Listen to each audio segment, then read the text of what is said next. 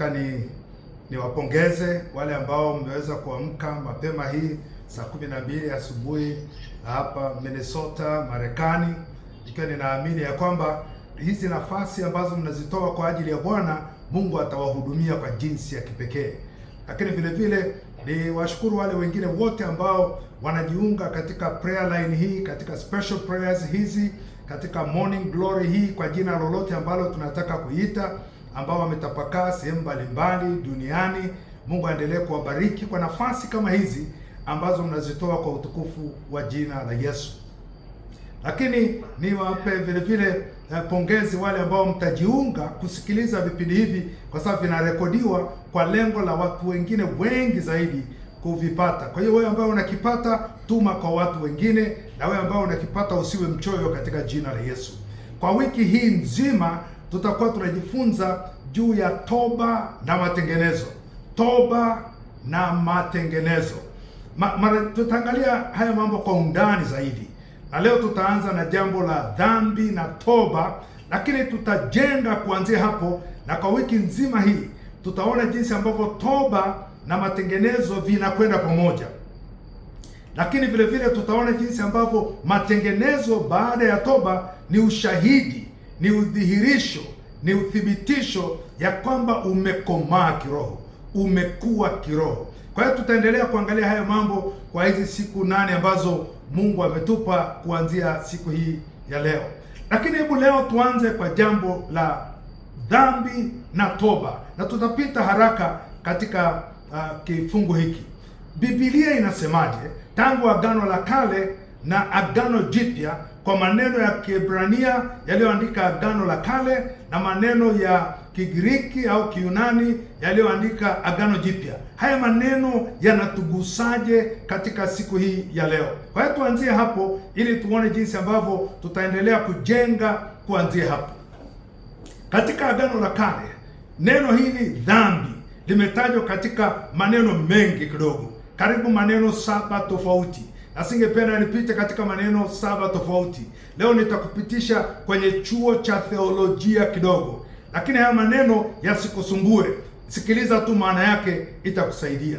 Kwa hiyo katika Agano la Kale ilipokuwa naongea habari ya dhambi, neno la kwanza ambalo limetumika ni hata, hivyo hivyo, hata, hata, likiwa lina maana ya kukosea alama, missing the mark, kukosea alama au kupungukiwa na jambo fulani. Kwa Kiingereza wanasema to fall short. Kwa hiyo kupungukiwa jambo fulani ambalo ulitakiwa kulifanya, lakini labda sio kwa makusudi, lakini ukashindwa kulifanya. Na umekosea alama, na si kwa makusudi mara nyingine, lakini umekosea alama. Neno hili la kukosea alama limechukuliwa katika Agano la Kale kwenye Waamuzi mlango wa 20. Waamuzi mlango wa 20 mstari wa 16 unaongea habari ya kulenga shabaha. Kwa hiyo huyu mtu anataka kulenga shabaha, labda analenga kitu, nitumie mfano tu wa kawaida. Unataka kulenga ndege kwa manati, unataka kulenga mnyama kwa bunduki, halafu unalenga, halafu unakosea, unamkosa yule mnyama, unamkosa yule ndege. Kwa hiyo kilichokufanya ukosee ni sio makusudi, lakini umekosea. Na hapa Biblia inaongea habari ya mtu ambaye amekosea pale ambapo Mungu alitaka afanye jambo fulani. Katika kitabu cha Mwanzo mlango wa 39 tunaujua sana mstari wa 9, wakati yule mama Potifa alikuwa anamchokoza Yusufu ili alale naye, na amemchokoza mara nyingi. Na huyu Yusufu alitaka kukaa katika neno la Mungu, kusimama katika ahadi za Mungu, kusimama katika kumtii Mungu. Halafu anamwambia huyu mama, anamwambia nitendeje ubaya huu, au nifanyeje ubaya huu nimkosee Mungu? Manake hiki kitu ninachokifanya nitakosea, I'll miss the mark, nitakosea alama. Ninaona kama inawezekana ni kitu kizuri kibinadamu, lakini sitaki nimkose Mungu. Kwa hiyo jambo la kwanza katika hili ni kwamba dhambi inaweza ni wewe kukosa. Unashindwa kutembea sawasawa na neno la Mungu, unashindwa kutembea sawasawa na ahadi za Mungu. Kuna kitu kinakudanganya kuna kitu kinakuponza, kuna kitu kinakushawishi ili uondoke kwenye mark, uondoke kwenye alama. Na hilo ndio neno la kwanza ambalo kitabu cha Agano la Kale Kiebrania inaongea hicho kitu. Lakini katika Agano Jipya kuna neno hamatia. Hamatia inafanana vile vile na Agano la Kale ilivyosema.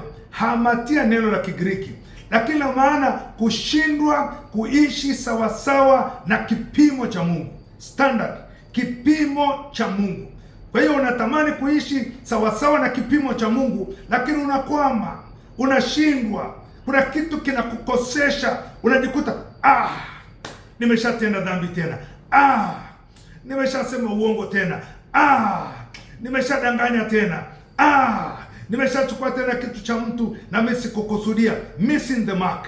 Na hapa Paulo anaongea katika Warumi mlango wa 3 mstari wa 23, Warumi 3:23, anasema kwa sababu wote wamefanya dhambi, wote wamemiss the mark, wameishi maisha ya kushindwa kufika kwenye kipimo cha Mungu. Anasema wote wamepungukiwa na utukufu wa Mungu. Kwa hiyo mambo mawili, wamefanya dhambi na kwa sababu hiyo wamepungukiwa na utukufu wa Mungu.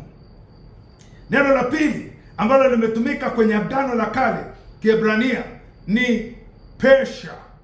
Pesha, hili ndio neno zito zaidi ambalo nataka kulikaza. Pesha ni uasi. Pesha ni kupigana, kupingana, kukorofisha, kuishi sawasawa na ahadi ya Mungu, neno la Mungu, makusudi ya Mungu na mpango wa Mungu. Ni kupingana na malaika na mamlaka ya Mungu katika maisha yako. Kwa Kiingereza tungesema rebellion. Mtu ana rebellion, revolt, transgression, maneno mazito ambayo hatuwezi kuyapata kwa Kiswahili. Haya ndio aliyompeleka Yesu Kristo pale msalabani miaka 600 hivi kabla Yesu hajaenda msalabani kupigwa kwa ajili yetu, kupewa adhabu kwa ajili yetu. Isaya aliandika katika Isaya 53, Isaya 53 mstari wa 5, anasema bali alijeruhiwa kwa makosa yetu, alichubuliwa kwa maovu yetu. Maana yake kwa uasi wetu tulikataa kwenda sawasawa na mpango wa Mungu, tulimuasi, halafu Yesu akapigwa kwa sababu hiyo. Daudi alipokuwa naomba baada ya kutenda ile dhambi ya kuzini na yule mwanamke na kumuua mume wake, Zaburi ya 32 anasema heri mtu aliyesamehewa dhambi yake na kusitiriwa makosa yake, uasi wake. Kwamba huyu kijana Daudi alimuasi Mungu, alijua anachotenda ni dhambi, alijua kumuua mume wa yule mama ni dhambi, lakini akafanya. Adamu na Hawa katika bustani ya Edeni, Mungu aliwaambia kwenye mlango ule wa 2, msile tunda hili. Wakati mlango wa 2 mstari wa 17, msile, mkila mtakufa hakika. Mlango wa 3 shetani anakuja anaambia mkila hamtakufa hakika. Maana yake mkubali kuona ukweli wa Mungu ni uongo na uongo wa shetani ni ukweli, halafu mtii ule uongo wa shetani. Wakati uongo wa shetani kuona kwamba ndio ukweli, na tunajua matokeo yake. Kwa hiyo uasi, kuna wengi wanaishi katika uasi. Na mimi nataka nikwambie, inawezekana unaenda kanisani, inawezekana unasema nampenda Bwana, lakini inawezekana bado unaishi katika maisha ya uasi. Sasa katika Agano Jipya neno linalotumika ni parabaisis, maneno magumu haya, lakini na maana hiyo hiyo, uasi, kupingana kwa wazi na sheria za Mungu. Warumi mlango wa 4 mstari wa 15, Warumi 4:15 anasema kwa sababu sheria ndiyo ifanyayo hasira. Maanake sheria imewekwa, Mungu ameweka sheria yake, halafu hiyo sheria tunapoikataa, tunapoipinga, ndio inawasha hasira za Mungu. Anasema maana pasipo kuwapo sheria hapana kosa. Kwa hiyo tunazo sheria za Mungu, tunazo amri za Mungu, tunayo maelekezo ya Mungu. Tunapokataa kuyatii yale maelekezo, tunapokataa kwenda sawasawa na maelekezo ya Mungu, tunafanya uasi, rebellion, revolt, na hiyo inaamsha hasira ya Mungu katika maisha yetu. Sasa sitaki tu niendelee kufundisha isiguse moyo wako, nikuulize tu, unaishije katika maisha yako? Je, kuna sheria za Bwana ambazo amezisema mbele yako halafu wewe unazipinga? wewe unazikataa, wewe unakwenda kinyume nazo, unashindana na mamlaka ya Mungu. Fikiri tu habari ya amri 10 ambazo tunazijua mara nyingi. Wayahudi walikuwa na amri 630. Sisi tunazo hizi 10. Je, katika hizo 10 kuna ambayo unashindana na Mungu? Kuna ambayo unapingana na Mungu? Unajua kabisa hii ni amri ya Mungu lakini unaikataa. Huo ndio tunaita uasi. Maana ya tatu ya dhambi katika Agano la Kale ni rasha.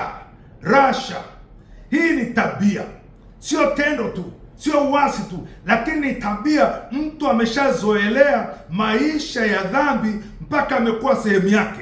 Amezoea kuiba mpaka imekuwa sehemu yake. Amezoea kudhulumu watu mpaka imekuwa sehemu yake. Amezoea kurusha watu mpaka imekuwa sehemu yake. Amezoea umbea, amezoea fitina, amezoea maneno ya uongo mpaka imekuwa sehemu ya maisha yake. Ndio neno rasha hapa inaongea habari ya tabia, mwenendo, desturi. Huyu mtu ndivyo tunavyomuona, ndivyo jamii inavyokudefine, inavyokusema huyu ni tapeli, huyu ni muongo, huyu ni mzushi, huyu ni mwizi, hafai kuwa mtunza fedha wa kanisa. Zaburi ya kwanza tunaifahamu sana. Zaburi ya kwanza mstari wa kwanza anasema, heri mtu yule asiyejenga tabia ya kwenda katika shauri la waovu, watu wasio haki. Anasema wala hakusimama. Tabia yako sio kusimama, nipe tena mchapo mwingine, niambie tena kile kitu. Masikio ameinuka kusema uongo na uzushi na umbea. Anasema hakusimama katika njia za wakosaji. Kuna watu waliokoka ambao kazi yao ni kusimama katika njia za wakosaji tu kila wakati. Kampani yako ni wakosaji, kila unapoishi ni wakosaji. Anasema na mwisho, wala hakuketi barazani pa wenye mizaha. Hakuketi maana yake huna tabia kwenda kwenye shauri la wasio haki, huna tabia kusimama katika njia za wakosaji, wala hukuketi barazani pa wenye mzaha. Kuna watu ambao wameokoka lakini mienendo yao, tabia yao, maisha yao ni uovu tu, ni dhambi tu, ni uchafu tu, ni kwenda pasipo taratibu katika kanisa na katika fellowship. Hiyo ndio kitu anachoongea hapa. Lakini anapotaja katika Agano Jipya anasema neno asebia. Asebia maana yake ni mtu kutokuwa na maisha ya utauwa. Ni kinyume cha kuishi maisha yasiyokuwa na heshima kwa Mungu.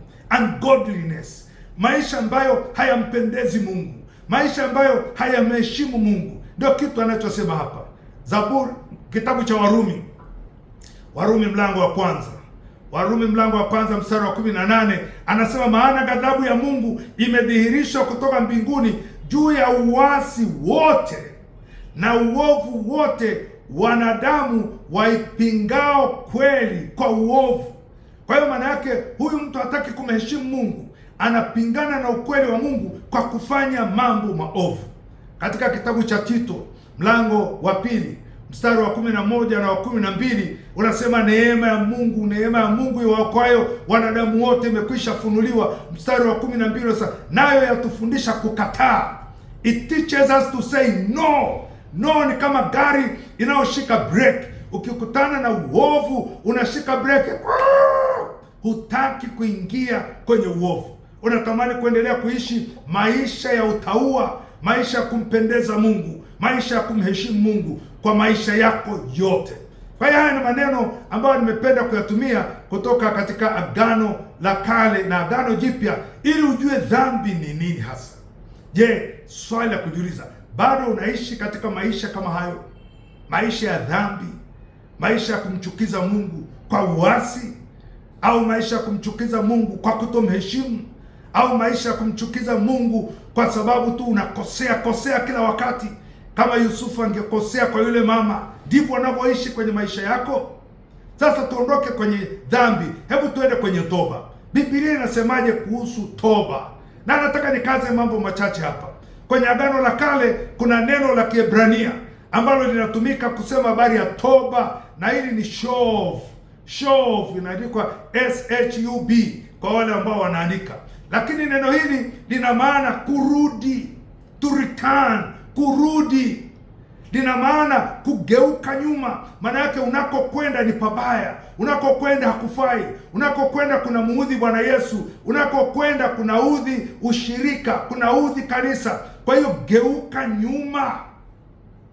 Lakini lina maana vile vile badilisha au rudisha uhusiano wako mzuri uliokuwa nao. Rudisha ule uhusiano mzuri, upendo wa kwanza.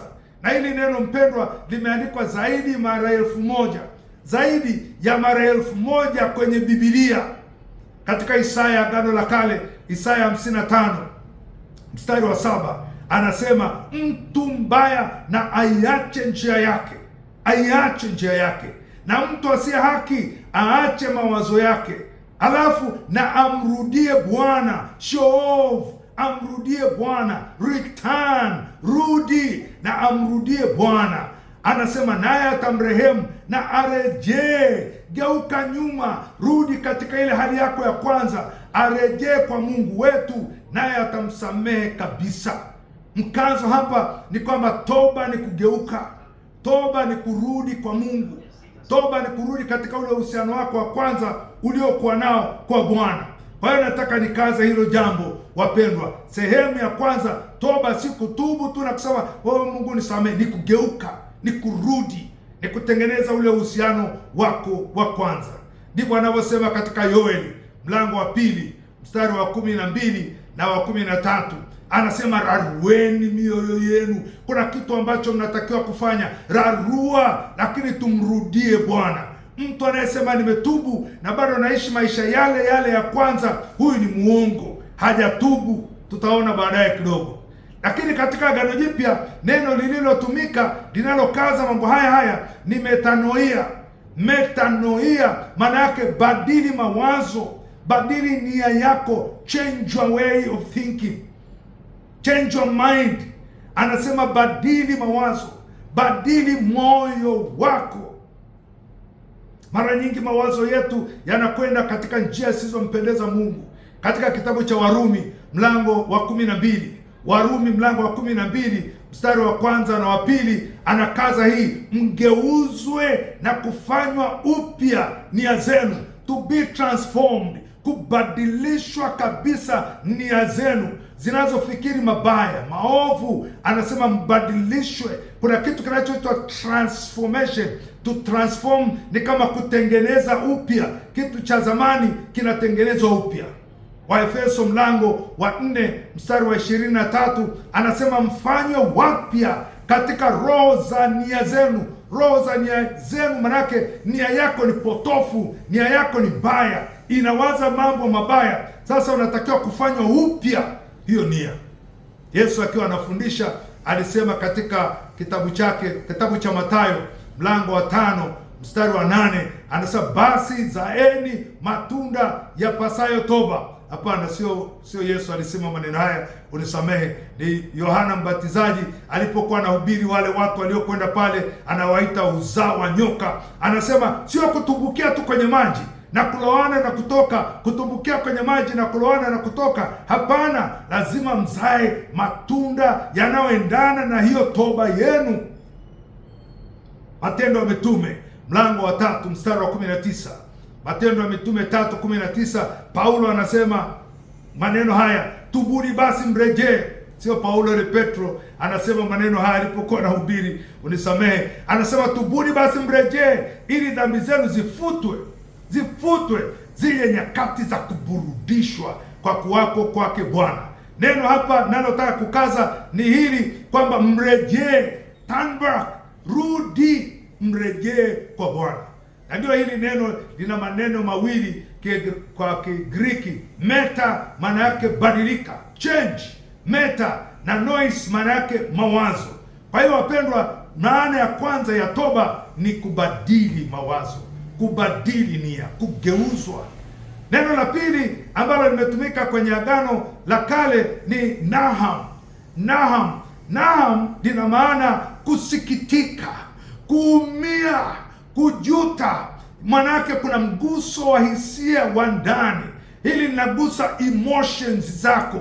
kwamba mimi nimetenda dhambi, nimeumia. Yule mtoza ushuru aligonga kifua chake akasema, Baba unirehemu. Aliumia kutoka ndani.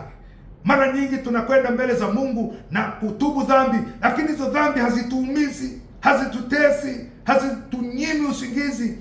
Katika Zaburi hatutaisoma ya 51 na Zaburi ya 32, toba ya Daudi inaona jinsi alivyoumia, alivyoteseka usiku na mchana, mkono wa Bwana ulimlemea. Ndivyo neno linavyosema. Na mimi nataka nikwambie, tunapokwenda kwa Bwana kwa ajili ya toba, lazima tuwe na hayo majuto ya ndani, tuwe na huzuni ya ndani, na hilo ni jambo kubwa sana la kukumbuka. Na katika Agano Jipya neno lililotumika ni metamelomai. Metamelomai lina maana hiyo hiyo ya kujuta, kusikia huzuni kutoka ndani, kusikia aibu, kuumizwa. Linagusa hisia. Wapendwa, sijawahi kuona watu wanakwenda kanisani kutubu halafu wanalia dhambi yoyote ile. Sijawahi kwenda kwenye toba nikaona watu wanalia. Sijaona watu wanakwenda wakicheka, wameweka mikono mfukoni. Hapa toba ni maguso ya ndani, ni machozi, ni aibu kwamba nimefanyaje nikaingia kwenye mambo kama haya. Lakini sasa hatari ya hii majuto sio machozi tu. Kuna watu ambao ni mabingwa wa kulia, ni mabingwa wa kujuta, lakini ndani hakuna badiliko. Nalikumbusha habari ya Yuda, Mathayo mlango wa 27. Mathayo 27 mstari wa 3 inasema, kisha Yuda yule mwenye kumsaliti alipoona ya kuwa amekwisha kuhukumiwa, alijuta. Maana yake alilia, aliomboleza. Badala yake akawarudishia wakuu wa makuhani na wazee vile vipande 30 vya fedha. Nafikiri hapa akaweka mikono kwenye kanzu yake akasema, nilikosa niliposaliti damu isiyokuwa na hatia. Hakutubu, alijuta. Labda alilia mpaka alikwenda kujinyonga, tunajua hicho. Lakini badala ya kutubu anasema, kweli nilifanya kosa. Sasa nilimhukumu yule jamaa, nilimfitini yule jamaa, nilimsulubisha, sio kumsulubisha, nilimsaliti yule jamaa mpaka ameuawa. Nataka nikwambie, huzuni, majuto, maumivu ya ndani lazima yatufikishe kwenye toba ya kweli, kule kugeuka, kurejea, kubadilishwa nia na msimamo na kurudi tena kwa Mungu. Wakorintho wa pili mlango wa 7. Wakorintho wa pili mlango wa 7 mstari wa 10 anasema, maana huzuni iliyo kwa jinsi ya Mungu hufanya toba iletayo wokovu. Huzuni kama inaongozwa na Mungu, huzuni kama mtazamo wake ni Mungu, inatufanya tutubu kweli na inaleta wokovu katika maisha yetu. Nataka nimalize kipindi hiki cha leo kwa kukaza mambo matano machache. Mambo matano kwa haraka. Jambo la kwanza, tunapoongea habari ya dhambi na toba, ni lazima utambue dhambi yako, uijue dhambi yako, na ujue kwamba nimemkosa Mungu kwa mawazo, kwa maneno na kwa matendo. Zaburi ile ya 51 mstari wa 3 inakaza jambo hilo. Jua dhambi yako, usisingiziwe dhambi, ijue dhambi yako, ikuumize hiyo dhambi yako. Jambo la pili, lazima kuwe na huzuni na majuto ndani yako. Usikie dhambi inakuumiza, inakukereketa, inakunyima usingizi, inakunyima raha, inakunyima hamu ya kula, inakunyima uhuru. Dhambi ikupe aibu, uone kwamba nimefanya dhambi, ni aibu, lakini ndani ninakereketwa. Jambo la tatu, ni lazima kuwe na toba ya kweli. Na toba hapa ni kukiri dhambi yako, confession. Not only repentance but confession. Useme kweli, mimi nimetenda dhambi. Waraka wa kwanza Yohana 1:9 inasema, kama tukiziungama dhambi zetu, kama tukizisema dhambi zetu na kutubu kweli. Jambo la 4 ambalo tukumbuke katika kipindi hiki cha kwanza, baada ya toba ni lazima tugeuke. Toba ni kugeuka. Usiendelee kutenda dhambi ile ile, uendelee kutenda uovu ule ule. Toba ni kugeuka, toba ni kuacha, toba ni kujutia na kugeukia upande wa pili. Yule mtu anasema nimetubu na bado anafanya mambo yale yale kila siku, huyu hajatubu kwa kweli. Mimi nakusihi katika jina la Yesu, umetubu uongo, usiendelee kusema uongo tena. Yule mama aliyekwenda kwa Yesu akasamehewa dhambi, Yesu alimwambia usitende dhambi tena. na maana yake hapa, usirudie kosa lile lile ambalo kwalo ungepigwa mawe ufe. Na wewe mpendwa msikilizaji wangu, usirudie dhambi ile ile. Kila Jumapili unatubu dhambi ile ile, kila Jumatatu unatubu dhambi ile ile. No, change, return, badilika, rudi kule kwenye uhusiano wako wa kwanza na Mungu. Na jambo la mwisho nalotaka kusema katika mambo niliyofundisha siku ya leo, jambo la 5 ni kwamba nia yako iwe ni kubadili moyo. Nia yako iwe ni kubadili fikra zako. Hili neno transformation, kufanywa upya, kugeuzwa upya, toka katika yale mambo ya imani potofu za kwanza, toka katika yale madanganyo ya kwanza, toka katika vile vitu vilivyoshusha hadhi yako, heshima yako vya kwanza. Toka huko, toka kwenye zile tamaa zako za kwanza. Badilishwa nia yako, badilishwa moyo wako katika jina la Yesu. Nimeongea habari ya dhambi. Inawezekana umeishi kwenye dhambi katika yale mambo niliyoyataja, lakini nimeongea habari ya nini maana halisi ya toba. Na tunapokwenda kwa Mungu sasa kusema kwamba tumetubu, iwe ni kweli tumeamua kwamba sasa tumeumia, tumeteseka ndani ya mioyo yetu, na tuko tayari kugeuza nia, kugeuza mawazo na kuanza upya katika jina la Yesu. Hata imekuwa mtu akiwa ndani ya Kristo amekuwa kiumbe kipya, ya kale yamepita na tazama yote sasa yamekuwa mapya katika jina la Yesu. Hebu hapo ulipo tupate nafasi ya dakika 1-2 ya kuomba. Najua muda wetu unakimbia hapa, lakini pata nafasi ya kuangalia moyo wako, njia zako, matendo yako, yale ya wazi na yale ya siri, yale yanayojulikana na yasiyojulikana. Na leo umepata nafasi ya kujua dhambi ni nini. Mara nyingine tulifikiri dhambi ni washerati, ni wizi, ni vile vitu vinavyoonekana tu, uchawi na hivi, lakini kumbe hata kukosa alama, hata kutokwenda sawasawa na mpango wa Mungu, hata kutokufanya jambo ambalo linamheshimisha Mungu, hayo yote ni dhambi, ni uchafu. Ile kukaa na wasio haki, kukaa na wenye mizaha na kujichanganya na dunia ni uchafu, ni dhambi. Sasa Mungu anatupa nafasi tena ya kurudi kwake kwa toba ya kweli. Lakini nakusihi kwa dakika hizi, hiyo toba yako iwe ni kurudi kwa Bwana. Hiyo toba yako iwe ni kubadilika moyo, kubadilika mawazo na kusema, Mungu Roho Mtakatifu, nisaidie ili niweze kuanza upya katika jina la Yesu. Baba, katika jina la Yesu ninaomba kwa ajili ya mpendwa msikilizaji wangu huyu aliyejiunga katika kipindi hiki mahali popote duniani, lakini hasa hapa Minnesota, Marekani. Katika jina la Yesu Kristo, umegusa mioyo yetu kwa njia mbalimbali. Watu wamekutenda dhambi kwa mawazo, kwa maneno, kwa matendo. Watu wamekutenda dhambi kwa wazi au kwa siri. Watu wameishi katika dhambi na kuhamia kwenye dhambi za wazi au za siri. Watu wameishi katika maisha ya kutokukuheshimu wewe kwa matendo yao, kwa mavazi yao, kwa vyakula vyao, kwa vipato vyao, kwa mahusiano yao na watu.